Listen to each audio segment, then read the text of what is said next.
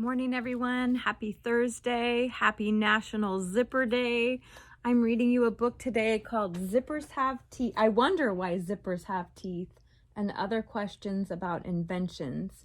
So it just talks a tiny little bit about zippers, but I did tag, it's a very long book, but I did tag some inventions that you might be interested in hearing about. I wonder why zippers have teeth and other questions about inventions. This book was written by Barbara Taylor. Why do people invent things? Inventors try to solve problems. They think about people's needs and come up with an answer. When an inventor noticed how inconvenient big umbrellas were, he invented a folding one that would fit in a bag. From the moment you wake up, you're surrounded by inventions. Pillows, light bulbs, and even cornflakes all help to give us a more comfortable life. Gone to buy some glue. Post-it notes were invented by accident when someone made a glue that didn't stick properly. You could stick down a piece of paper, peel it off, and then re-stick it. I use Post-it notes every single day. Some inventions are just for fun. The first Frisbees were empty pie plates belonging to a baker called Joseph Frisbee. When some of his customers tossed the plates to each other in the park, the idea for the Frisbee was born.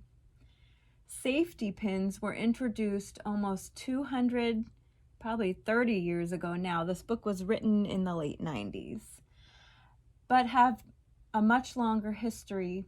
Their inventor copied the idea from clasps worn by the ancient Egyptians. Is everything invented? No, it isn't.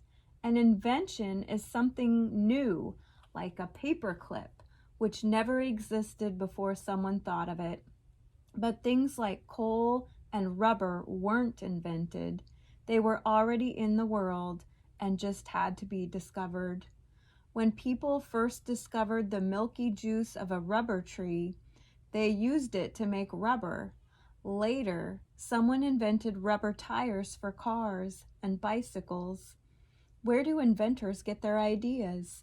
Inventors get ideas for their inventions in lots of different places. Some of them study plants and animals to see how they have solved their problems. Others look at ideas from other places or from the past. Very few ideas come out of the blue. Burdock seeds are covered with tiny hooks that stick to things but can be pulled off, like this poor dog. An engineer who noticed this used his discovery to make Velcro for fastenings. A lot of you might have Velcro shoes. Why were Band-Aids invented? Earl Dixon invented Band-Aids for his wife, who often cut herself in the kitchen. He stuck small squares of cloth onto pieces of tape, covering them carefully to stop the glue from drying out. Whenever his wife cut herself, she just grabbed a piece of the tape and stuck it on. Let's see. Why do zippers have teeth? The two rows of teeth on a zipper are joined by a slider, which locks them together or pulls them apart. Zippers were invented in the 1890s and were a great improvement on tiny buttons and hooks.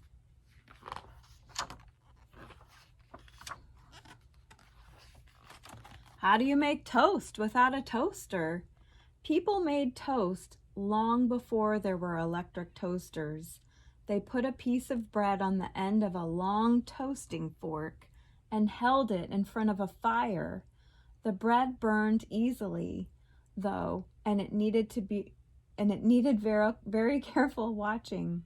The first pop-up toaster was invented about 100 years ago. So that's kind of like how we toast marshmallows now. That's how they used to toast bread to make toast. Who invented the microwave oven? Percy Spencer invented the microwave oven just after World War II. He'd been working on ways of using invisible waves to detect enemy planes. When the waves melted the chocolate bar in his pocket, he realized they'd be useful for cooking too. Microwaves are invisible waves of energy. When they're beamed at food, any water in the food starts to shake violently and gets very hot.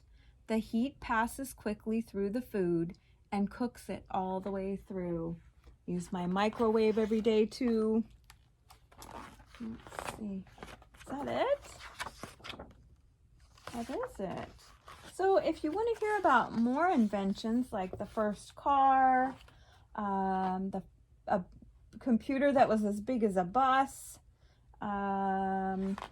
who used tea as money, could a horse mow the lawn, you can check this book out.